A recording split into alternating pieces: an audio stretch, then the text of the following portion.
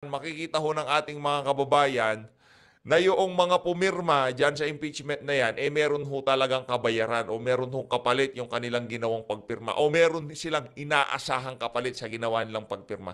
Hindi ho sila pumirma base sa merito ng articles of impeachment, ika nga. Wala ho doon. Hindi ho sila nagbase doon. Nagbase ho sila kung anong maiuuwi nila sa kanilang mga distrito. Kaya kailangan ho talagang silipin yung impeachment na yan. No? Ito, panoorin nyo ho ito mga kababayan.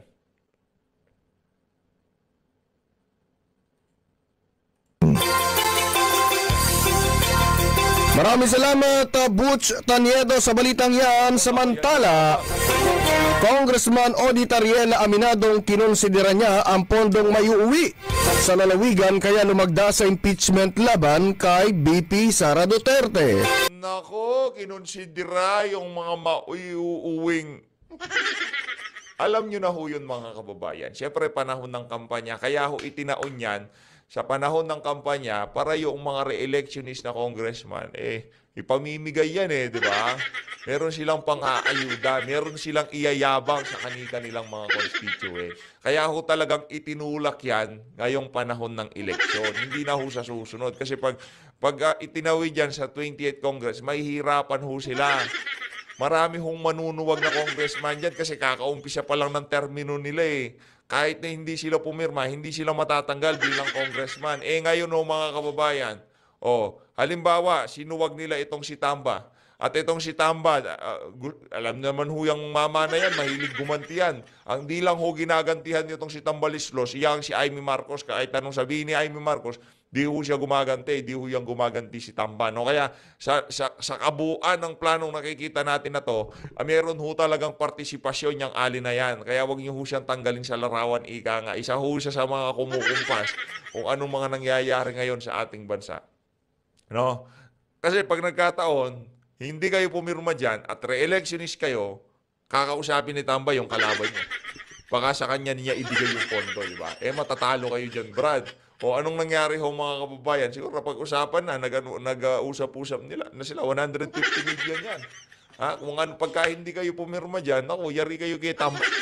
Wala na kayong pondo, worst case scenario, ibubus pa nitong si Tambaluslos yung magiging kalaban nyo. Kaya karamihan ng mga congressman pumirma na ho sila. Pero hindi ho dahil sa merito. Kaya wag sabihin nitong si Joel Chua o kung sino mang congressman na malakas ang kaso nila, malakas ang mga article of impeachment. Ika nga yung mga isinampa nila dito kay BP Sara. Wag ho nilang sabihin yon. Kasi karamihan doon sa mga pumirma sila para sa ayuda, para sa pondo, para sa 150 million.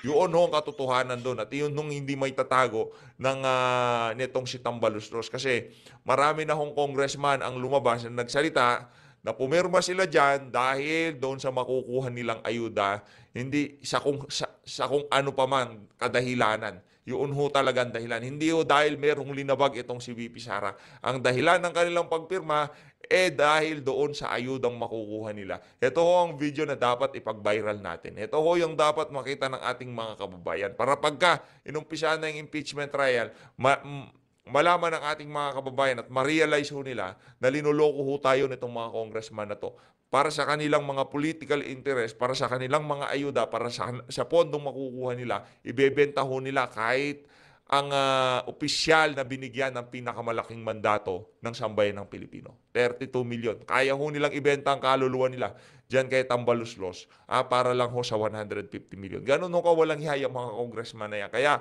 kung ang iyong congressman ay isa sa pumirma dyan sa impeachment complaint na yan, ipangampanyan nyo ho siya na huwag iboto ng inyong mga kababayan kung nasaan dako man ho kayo ng Pilipinas naroon. Tuloy.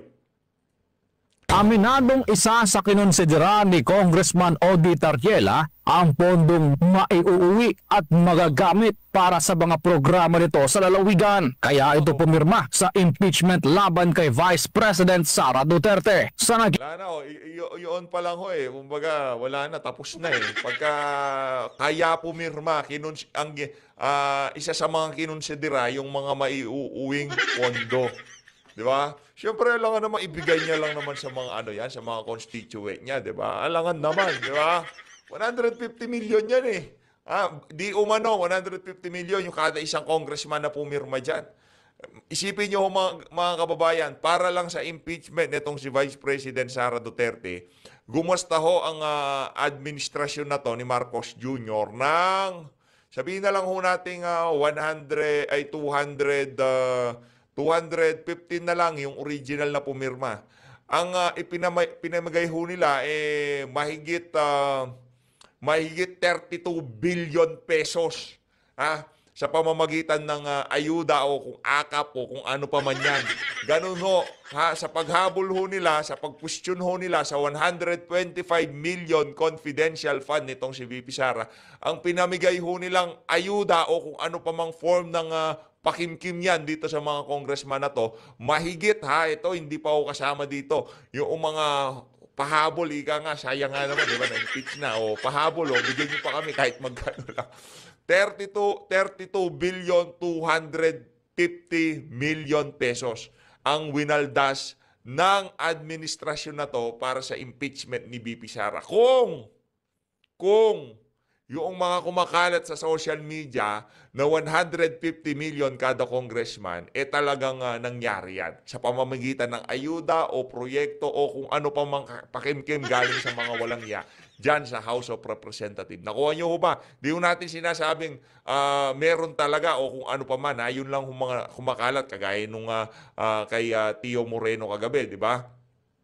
Yun yung mga nagsisirculate sa social media. 150 million at tumutugma naman ho yan sa mga sinasabi nitong mga congressman na pumirma na meron daw ho talaga silang makukuha.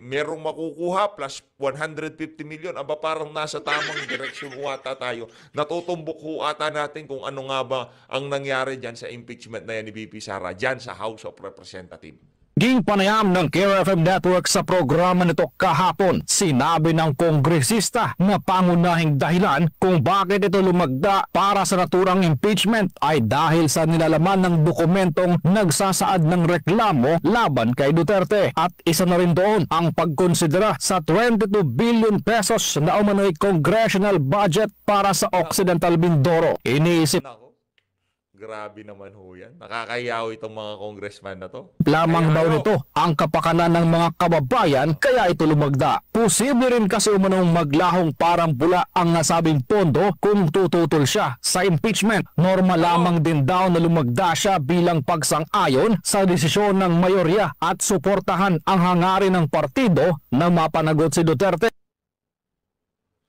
Maliwanag pa ho sa sikat ng araw. Nakuha ko na yung punto ni Sir. Maliwanag pa ho sa sikat ng araw, hindi ho nagdesisyon yung mga pumirma sa impeachment base sa merito ng articles of impeachment o yung mga ibinibintang nila kay VP Sara. Nagdesisyon ho sila base doon sa kung anong makukuha nilang perks pagka lumagda sila dyan sa impeachment na yan. Nakakahiya ho kayo. Binenta nyo ang 32 million para lamang sa ayuda na makukuha ninyo.